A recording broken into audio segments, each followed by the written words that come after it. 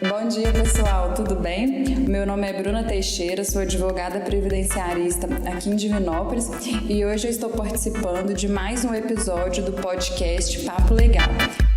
Papo Legal, um podcast descontraído sobre o mundo jurídico.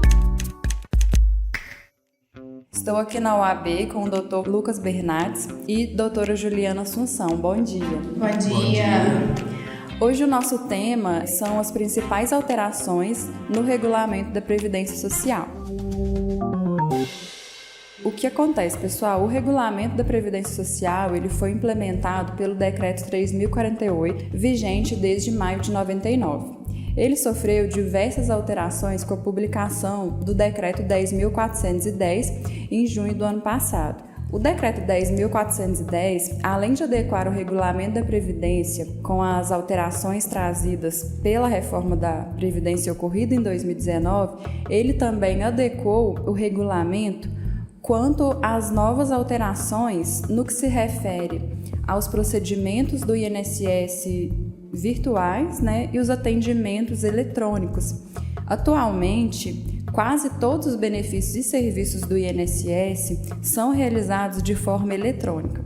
Apenas em alguns casos, que são exigidos a presença no INSS, que são nos casos da perícia médica e perícia social.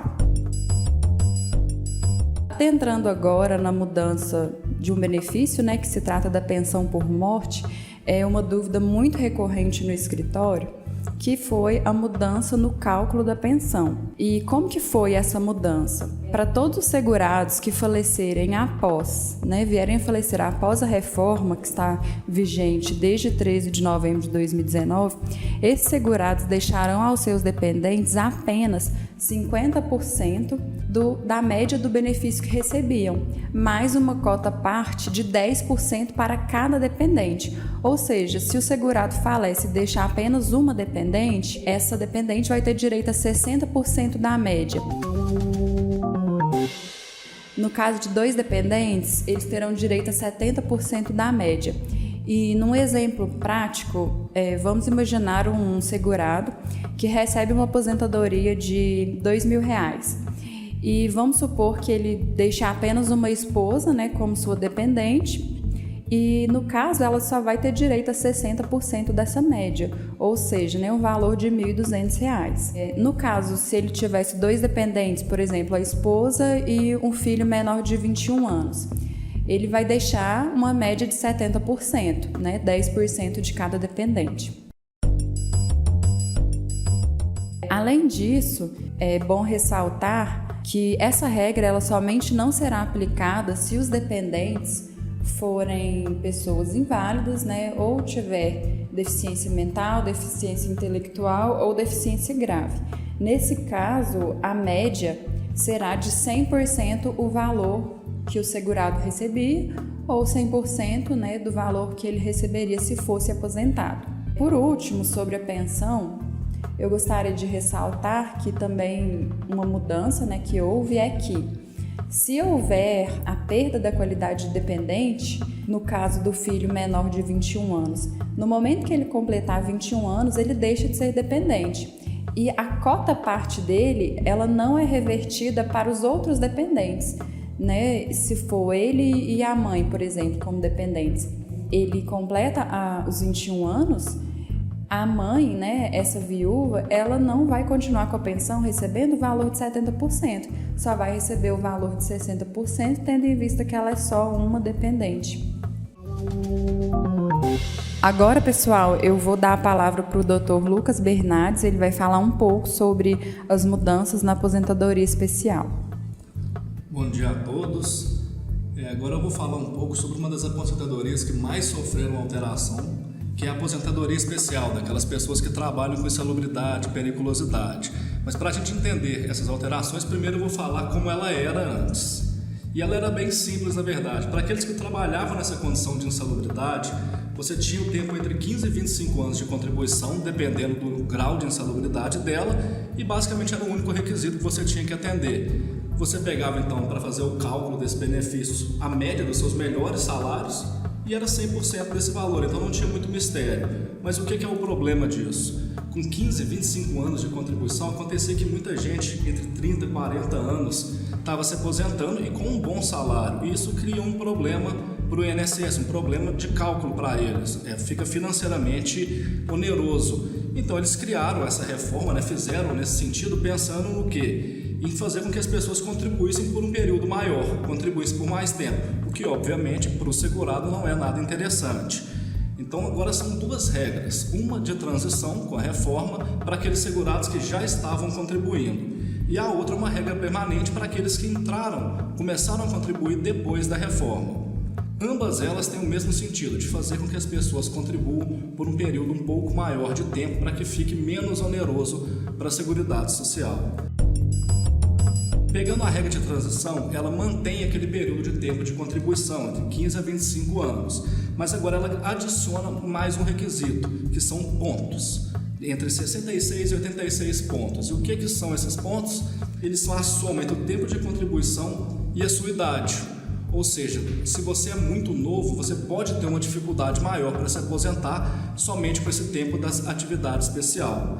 Além disso, na hora de fazer o cálculo, você vai pegar a média dos salários de contribuição, mas é só 60% do valor dela que você vai receber. E 2% a cada ano de contribuição, aumentando disso. Ou seja, quanto mais tempo de contribuição você tem, mais você irá receber. Então é uma forma deles de incentivar a pessoa a continuar contribuindo por mais tempo, ao invés de se aposentar mais cedo.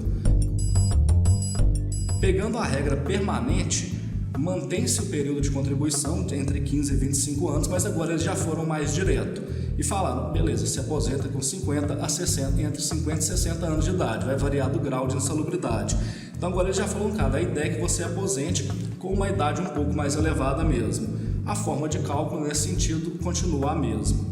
Agora, uma outra alteração muito importante é em relação ao EPI. Acompanhando não só as evoluções da segurança do trabalho, como também a modernidade das tecnologias, eles perceberam que os EPIs hoje têm capacidade, em alguns casos, de suprimir 100% dos riscos de insalubridade, de contágio ou de periculosidade. Olharam e viram que não faz sentido você tratar como uma atividade especial quando todo o motivo dela ser insalubre já foi anulado pelo EPI. Então é muito importante que você se atente já desde o início para a sua documentação, para a avaliação que tem sido feita por médicos, por engenheiros de segurança do trabalho, que fazem essa análise sobre o nível que esse EPI te protege no seu ambiente, seja o EPI, seja o EPC, que são os equipamentos de proteção.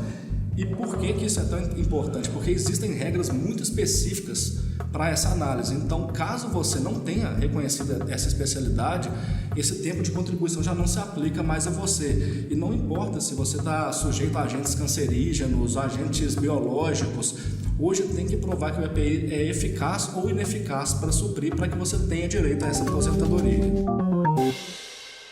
Agora, para finalizar, eu vou deixar algumas dicas para a gente terminar um pouco no tom melhor, porque até então a gente só falou de coisa que piorou e que deixou mais difícil para o segurado. Então vamos falar de algumas dicas para melhorar a sua aposentadoria, evoluir um pouco o seu benefício. A primeira é a regra do descarte. Apesar de agora a gente não ter mais aquela coisa sobre só os melhores salários seus, os 80% dos seus melhores salários no cálculo, ainda é possível que você faça o descarte dos piores na medida que você tenha mais tempo de contribuição para descartar. Então é mais um incentivo, novamente, da lei para que você contribua por um período mais extenso. Outra questão também é você utilizar o seu tempo comum. Como eu falei, na regra de transição, você tem os pontos, que é a soma do seu tempo de contribuição com a sua idade. Não precisa ser só o tempo de contribuição de atividade especial, pode ser também o de atividade comum. Então isso pode ajudar para aquelas pessoas que às vezes têm um bom período, 5, 10 anos ali contribuindo na atividade regular, que somados pode ser que consiga conceder o benefício ou mesmo melhorar o cálculo do valor dele. E por último é a conversão do tempo especial em tempo comum. Ela só pode ser feita por períodos antes da reforma, porque ela foi proibida agora, mas em todo caso, ela pega esse tempo, o período especial ele é muito valorizado. ele tem um tempo diferente. Então, quando ele é convertido para o comum, é feita uma média para aumentar esse tempo comum. Então, você ganha tempo de contribuição que pode melhorar o seu benefício no final, aumentando o valor dele ou até mesmo viabilizando que você o receba. Então, essas são 3 dicas bem importantes, né, para você ter cuidado, atenção, que podem fazer você se aposentar antes com um benefício melhor e que trazem uma grande ajuda para você e grande segurança. Então, não vamos deixar dinheiro na mesa. Doutora Juliane, sobre os benefícios por incapacidade, né, o que você pode falar para a gente das alterações que eles tiveram com a reforma? Bom dia, pessoal. Bom, houve algumas mudanças prejudiciais, inclusive na aposentadoria por invalidez. Houve mudança na nomenclatura da incapacidade temporária ou permanente para o trabalho ou idade avançada. Bom, o auxílio-doença é uma incapacidade temporária para o trabalho, né? E a aposentadoria por invalidez seria uma incapacidade permanente para o trabalho. O que acontece? Houve uma alteração muito gravosa na forma de cálculo para as aposentadorias por invalidez, que não é mais 100% da média contributiva o recebimento, seria 60% para tempo de contribuição de homem, 20 anos, e 15 anos para tempo de contribuição de mulher. E o período QCD, a cada ano, aumenta-se 2%.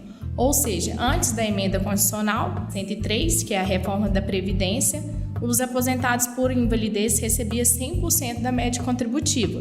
E agora não é feito mais esse cálculo conforme informado. E a questão do auxílio-doença? O auxílio-doença permanece a mesma coisa, 91% da média contributiva. A questão é bom ressaltar a data do início do benefício. A data do início do benefício para os empregados de responsabilidade da empresa é 15 dias o seu pagamento em relação ao afastamento da sua atividade laboral. E a partir do 16º dia de afastamento seria de responsabilidade do INSS. Esse requerimento ele pode ser feito tanto pelo segurado como o empregado. Então, o agendamento é feito através do INSS, no meu INSS, ou através do 135 para fazer esse requerimento. E lembrando que é necessário que esse requerimento deve ser feito até 30 dias do seu afastamento. Por quê? Se você, o segurado ou a empresa, não fizer esse requerimento de afastamento até esse prazo, será devido o benefício a contar da data do requerimento. O benefício por incapacidade ele é devido aos segurados que têm no mínimo 12 meses de carência. E o que significa essa carência? A carência é o primeiro recolhimento pago em dia. Tem algumas exceções que são para benefícios decorrentes de acidente de trabalho ou nas regras transcritas no artigo 151 da Lei 8.213. Teve uma mudança muito importante que já é decidido na Justiça, né? Existia uma ação civil pública entre os benefícios por incapacidade intercalado com o tempo contributivo. O que é isso? Esses benefícios, por exemplo, uma pessoa que encontrava-se afastada num período de 2 anos recebendo um auxílio-doença. Esse período ele era somente computado como tempo contributivo. Mas na questão de aposentadoria por idade, por exemplo, precisa de carência, não somente tempo contributivo. Então, o que acontece? Existe uma ação civil pública na Justiça que esse período de recebimento de benefício por incapacidade intercalado com período contributivo seria considerado como carência para fins de aposentadoria. Só que veio o decreto 10.410 e tirou esse benefício. Ou seja, vou dar um exemplo. Por exemplo, a pessoa pode ter 15 anos de tempo de contribuição e 13 anos de carência. Porque nesse período de 2 anos, ela recebeu o auxílio-doença e, consequentemente, não vai ser computado para fins de aposentadoria. Doutora Juliana, e a questão da revisão dos benefícios por incapacidade na questão da aposentadoria por invalidez? Como que está funcionando? Bem, a revisão ela está sendo feita, né? É uma medida que o governo tá fazendo para que tenha essa revisão de benefícios irregulares. É importante salientar que essa revisão isenta desse exame médico pericial na aposentadoria por invalidez aqueles segurados acima de 55 anos de idade ou mais e que recebem 15 anos de benefício por incapacidade, seria, então, no caso da aposentadoria por invalidez. O que eu estou querendo dizer? Se essas pessoas que recebem o benefício de aposentadoria por invalidez e são chamadas para ir no INSS fazer o exame médico pericial, elas são isentas disso, tá? E essa questão está na lei, veio, né, com a Lei 8.203, com algumas alterações que teve, e não somente essas pessoas, esses segurados, também aqueles que têm acima de 60 anos de idade. Então, pessoal, gostaria de agradecer a todos os ouvintes, né? Finalizamos o nosso tema, que a gente trouxe as principais alterações no regulamento da Previdência Social. Peço que continuem acompanhando o podcast, que terá muita informação e muita novidade para todos. Um abraço.